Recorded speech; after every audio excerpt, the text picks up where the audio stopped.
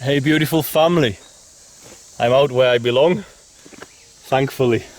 Some time alone in nature, much needed, and just always that same beginning spot of the forest that we protect is this. Basically goes all the way down and all the way up. So I call this my church. I come here when I really need to center myself in the presence of God. I come here if it's available to me. If not, some breathing can help, but this is always a guarantee that that's where I'm going to end up. While I'm here, I thought I'd speak on something. I am the sort of man, no matter where in the world I am, I find myself very alone and isolated, and I welcome it, because the persons who I could bring with me to nature, many of them bring their European, in my instance, or Western developed ways with them into nature. And actually, when you've never escaped the system and you've always depended on the system, it seems to me that you struggle to understand your identity beyond the system. And so you bring that identity with you into areas where you could be sovereign. There is a way to live as a human being which is governed by all of the beautiful municipalities that we have. But what we are doing often is exchanging life experience and original creation for safety. And this is the life that we have basically developed into. We have exchanged purposeful living, purposeful manifestation for safety.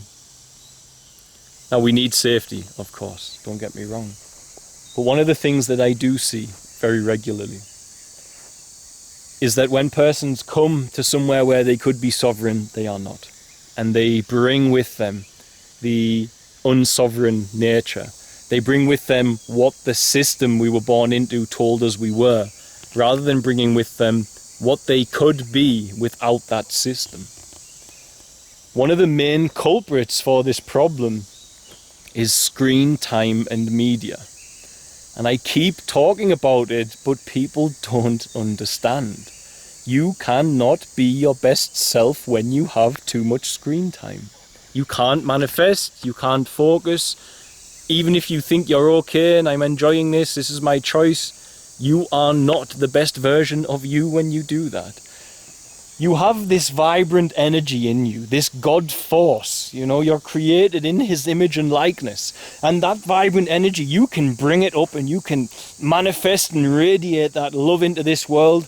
And as you are bringing it up and radiating it out, if I switch on Netflix, it's over. I switch on YouTube, it's over. Because you're not riding the wave of vibrancy and radiating your love into the world. You're not riding in the presence of God. You're riding in the presence of the surface of your mind. You're riding in the presence of entertainment. Now, entertainment is good. When I'm sick, I like nothing more than putting a TV on. Well, not a TV, I don't own one, but my laptop and watching some movies. Because that technology takes over my body and my mind and thinks for me, and I can veg out. People do this. We all know that we all numb out when we watch TV shows and movies, etc. That's what the technology is for. It's to take over your mind. It's to take over your thought process. But to do that every single day is to burn a hole into your soul connection to God. Because you're basically, instead of radiating internally into the world what you should, you are instead allowing creations of others to control you from the external. And that ability to bring it out of you is often lost, because the ability to do that and to hold on to those intentions of change in the world, they require time. And they require focus, and interrupting it every day for hours on end with YouTube, etc., eliminates your ability to do that. If you want to stand as a man and a woman who is going to bring change to this world, at some point you must stand without a screen. It's a necessity. You must do it. Now, TV, screens, phones, the most dangerous thing about them is what follows. If I were to be going back in history to my life where I was a heavy drug user, I was able to build business and generate income for myself whilst using them. I'm not promoting drug use. You know me by now. I don't promote that you should be a drug addict. But likewise, I had friends who would drink heavily. Every day they would drink, but they still got on with their lives. They still built things. They still created things. They raised families. They raised them well, even though some were drinking, etc.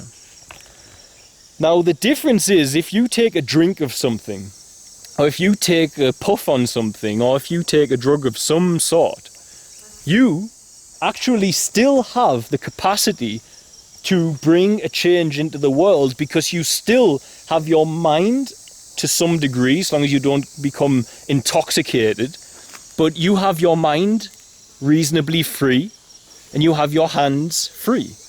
You can sit down at your computer and from within you, you can bring into this world creation, original, loving, meaningful, godly manifestation can come out of you. But when you're trying to bring light out of you and you're sitting in front of a screen and only letting light go into you, you can't. You cannot give your attention to the screen and at the same time build. You cannot give attention to the screen and work. You cannot watch your series and manifest and create. You can't do it. Other addictions and hobbies. I was a running addict.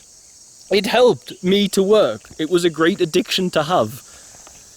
Persons taking certain stimulus, it allows them to work.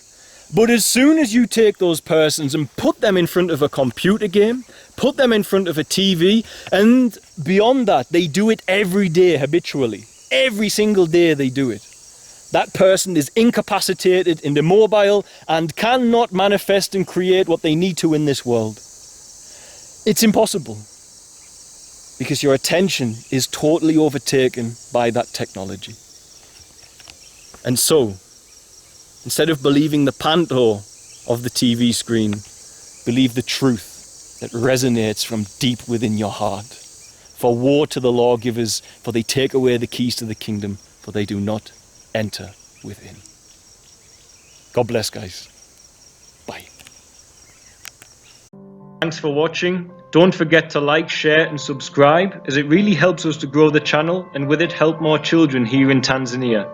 Also, don't forget you can support our work by sharing with children in crisis here, be it sharing for a particular need or even sharing one-on-one support for education, housing, food and medical care.